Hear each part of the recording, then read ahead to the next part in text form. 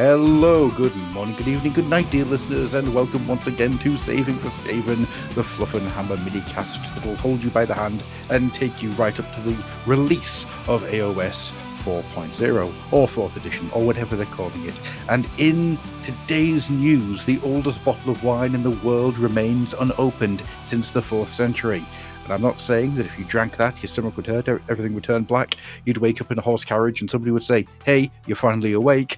I feel it's probably worth not even saying. Carrying on, though, with me today, as always, I'm Gruffy, and with me today are two people that I have used the oversized butterfly net to grasp and grab and pull into my gravity.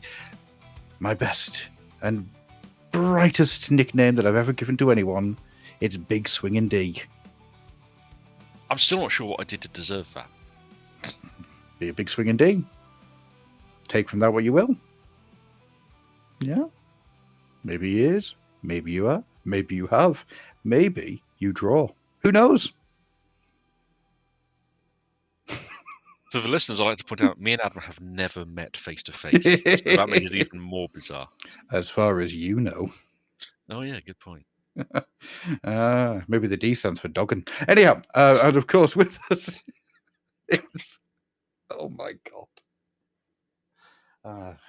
I'm going to warn you all now, I'm feeling a bit punchy today. And with us, of course, is the master of quiet stoicism. It's 88M. I'd like to be known as gently wafting A.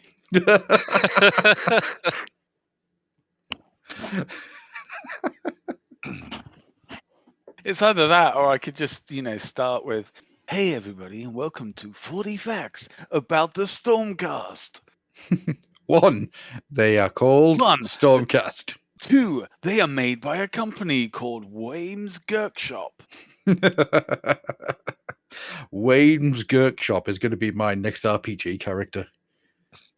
It'll be the greatest character I've ever played since Wombat Sex Table. There you go. Which is pronounced sextable. Thank you very much. God, that's gone back a while. He was a character that used to run raid taverns and things with a horse-drawn cart. Anyhow, today we're going to talk a little bit about some AOS. As I say, we are getting up to the release of Age of Sigmar, so this mini-cast is going to go through the little bits of information as they drib and drab directly into your ears. And today we're going to talk about some Eldritch manifestations. They used to be called the Endless Spells. Now they are, well, troops, for want of a better term.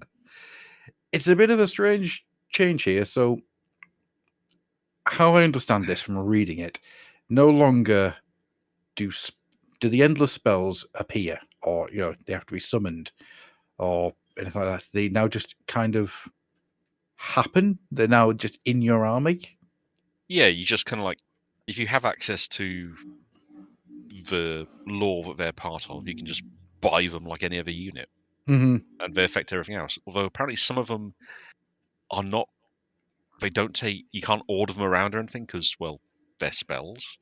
Yeah. So they don't work quite like troops. But looking at some of the war scrolls they put out, they sound properly wacky, which is great. Yeah, looking at the Quicksilver Sword, dancing blades, cantrips into the eldritch barriers cannot save one from the keen-edged blades of this manifestation effect. Ward rolls cannot be made for damage points inflicted by this manifestation's attacks. And bear in mind, it has 12 attacks, hitting on freeze, wounded on freeze, and they have the ability crit brackets mortal, which I'm assuming means if you roll a 6... Yeah, it's a mortal wound. Yeah. Which you cannot save. It's like, Jesus. And that's something that moves 8, has a health of 6, a 5+ save, and a 6+ ward save. Now, I would happily take one of these in any army just for the laughs. What I want to know is there a percentage of these things that you can take? Because what they've said is they've been grouped into thematic laws. Yes. And you can pick one of these alongside your spell lore and your prayer lore with building your army. Yeah. And some factions have their own unique manifestations. Mm-hmm. So you've got like Forbidden Power is the horror gas. It's all the undead stuff, basically. Yeah. So the Shards of Valgol, Laukon, the Soul Seeker, which I'm assuming is going to be probably at least the undead get access to that. Yeah, You got the morbid conjuration, which is Purple Son of Shaish, yes. the Grave Tide, and the Soul Snare Shackles, and the Maelstrom. And honestly, these just look like being a lot of fun as a way to include it, because you can't take everything. You've got to pick one to lock into. Well, what I'm thinking here is 1 Orc Shaman, 17 Ravenak's Gnashing Jaws. Adam, have you been playing Pac-Man? Yes, but it's got nothing to do with this. They do though. They do have, and this is from an outsider. They do look like other computer game characters, or they look like Pokemon. There is a bit of that, They yeah. do. But the thing I was going to ask is, so obviously, having not played AOS myself, when you set up any form of skirmish that will involve these properties, do you normally have to state, say it's a card or whatever, do you have to state what you have in reserve to the opposing player at the start of the game? Depending. Right. Because with these, if you're using these as part of your army, surely you have to have them there. And so the opposing player will know what you have. It's just how you use it. Or do you have almost the magical equivalent of a magazine, and you can just pick one randomly, and so the opposing player won't exactly know what they're facing. Well, how I'm reading this is that they're set up as normal at the beginning of the game. Okay. So you can see it as it there, because nowhere does it say anything about summoning. So you've got a bit here. All manifestations, models can move through a manifestation but cannot end a move on them. Units can finish a charge move within half an inch of them and can be picked as the target for an enemy's abilities like shoot or fight. Can be damaged or destroyed but don't count as destroyed units for battle tactics or abilities. Can only use core abilities or abilities on their war scroll. They cannot use commands or be affected by friendly abilities unless they specifically affect manifestations. Cannot contest or control objectives. Then there's rules for moving manifestations, which is you have to set them up 9 inches away. What? Oh, it does say they can be summoned, so you have to set up 9 inches away from them. Right, okay. Typically cannot be set up within 9 inches of enemy units when summoned and can't move in the movement phase. So they are summoned, right? We just haven't seen the summoning rules yet, which is interesting. Yeah, which means that that's going to be its own thing. Okay. But it looks like we get stuff like the faction terrain features are coming back as well. Yes. Which is fun. At last, I love faction terrain. It's so much fun. Yeah, there's something about the idea of a load of fire slayers, little naked dwarf people, just building a magmic fire battle forge and just going, nope, we're building this right here. Do you not want to put it inside? No, we're putting it outside, and that way we can all get massive amounts of power from it. But it's a forge. No, it stays outside. What if it rains? Shut up. And the Sylvaneth with the tree song and their Awakened Wildwoods has probably come up with the best way of implementing the old wood elf. There's a forest. We can do what we like. Wackiness that I've seen in a long time. Have you ever gone up against a Awakened Wildwood in a Sylvaneth army? They are now obviously new edition, so I don't know how powerful they're going to be. Reading this, I think it's still going to be pretty damn powerful.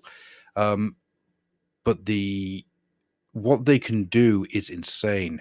So my Iron Jaws were up against a Sylvaneth army, and he got the Tree Lord into one Awakened Wildwood, out of another Awakened Wildwood on the other side of the battlefield, and then swooped in behind my Iron Jaws. It moved about 40 inches. Because and this is where I mentioned that I have 3 Tree Lords all built, ready to go. I just need to build the rest of my Sylvaneth army. At some point, I really want to do a corrupted Sylvaneth army that's all been like grotted, like they've all had the shroom light happen to them. Ooh, that could be cool. Yeah. Or you could do the full Dryker's madness and just make them completely bonkers. I just like the idea of they've gone completely insane thanks to the loon light, and they're now just allied with some night goblins. Oh, sorry, loon gits. No, that's not what they're called. What's it called? Gloom spike gits. Yeah, that's the one. Yeah, and just have like a gloom spite Sylvaneth army, which I think would be really interesting, really different.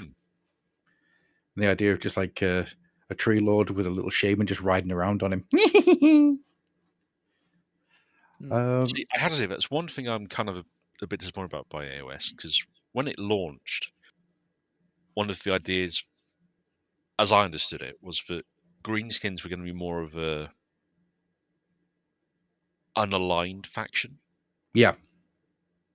Which is why you have a scene in the first Gothic novel where he basically wakes up in a prison, in a jail cell next to an orc he's had a bar fight with in Hammerhall. So it's like, oh, orcs aren't completely regarded as enemies this time. They turn up and everywhere.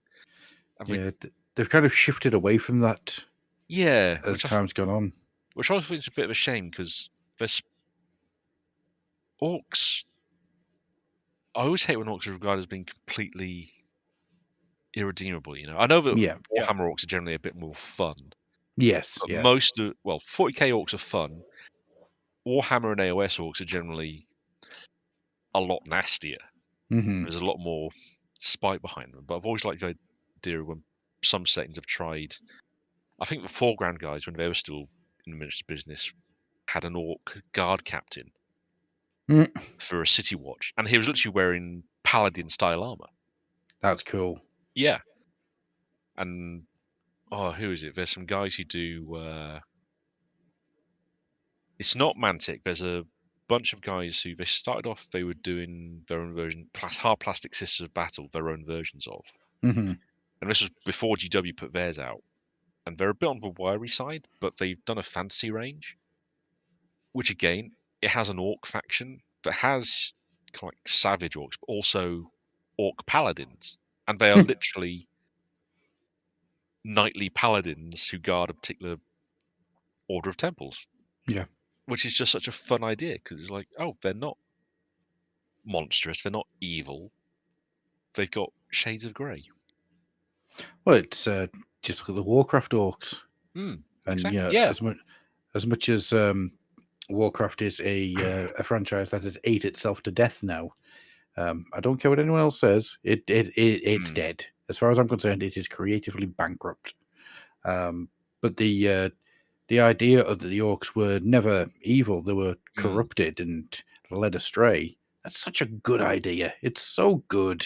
It is why I will still defend that movie, because it had one of the more interesting takes on orcs in popular fiction. The Warcraft movie is very much a movie of two halves. Everything to do with the orcs is freaking fantastic. Everything to do with the humans is terrible. There is no halfway point. It's like, just get rid of the human stuff and you've got yourself a really good half-hour little project. Which is doubly ironic when you look at the actors in that film, because it's got a really good cast. Also, I was just pissed at Medivh. That wasn't Medivh. Medivh was great. Medivh is wonderful. Medivh is quite mad, but he isn't that kind of mad. No, did it all wrong. Angry. Anyhow, back on point.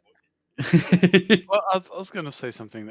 In terms of sort of rehabilitating the image of orcs within this story and this universe, surely it would be authors that would lead the charge. And I'm surprised no one has, because an orc is such a good, especially as part of a team. I know it's a bit cliche, but there's a reason that half orcs are so prevalent in things like D&D.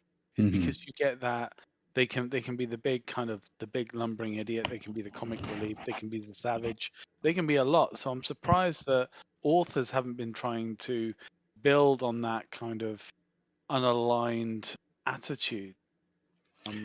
Yeah, I mean, Gloomspite probably is the closest you'll get to that, which is a complete look into the Gloomspite gits. But that is more that edges into body horror more than anything else, because that is, ooh, Jesus. There's bits in that book which are just nasty, but it's not, the gloom sprites themselves aren't exactly aligned with, they're not doing stuff for the good of the greenskins or for the good of the orcs. It's very much what they want and how they're trying to get what they need to survive. Okay.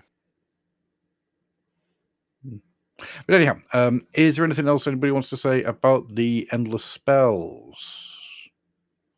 No, I think we covered it. It's great to see them come up with a way to use those awesome models, though. Yes. I mean, the purple sun. The purple sun's just gorgeous. The thing is, as well, it reminds me of so many things. I mean, it's like I just like to take a still from the film Sphere and replace the sphere with one of those. Pokemon, even our dearly beloved Event Horizon. There's so many things that you could swap that out and stick that in there, and it makes it a far more enjoyable film. But one of the most interesting things is Astartes, which I'm constantly. It's just like I can't now not see any of the orbs without a nice little skull on the side of it. And let's face it, if you win a battle and you've not had to use that, can you snap the spikes off and just have a game of football? I mean, it's a hefty piece of plastic, so that would hurt. Yeah, that would hurt. If you want a purple veiny ball heading straight for your face, then good luck on you. That sounds like a regular Tuesday night, so it's fine. The D stands for dogging.